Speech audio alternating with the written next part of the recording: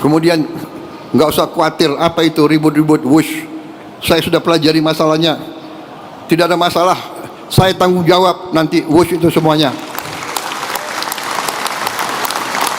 Indonesia bukan negara sembarangan. Kita hitung, nggak ada masalah itu. Ya. Jadi PT KAI nggak usah khawatir. Semuanya nggak usah khawatir. Rakyat, kita layani rakyat kita. Kita berjuang untuk rakyat kita.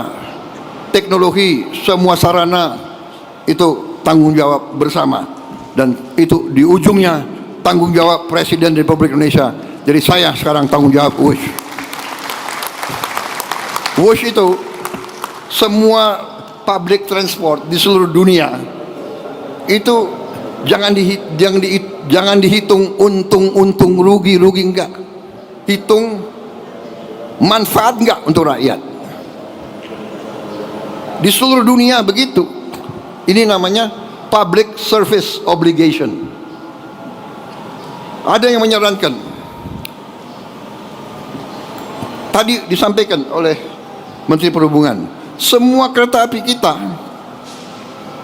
pemerintah subsidi 60%, rakyat bayar 20%.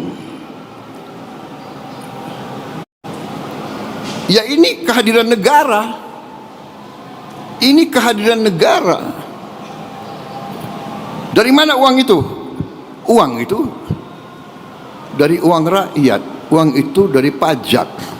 Download Tribun X sekarang. Menghadirkan lokal menjadi Indonesia.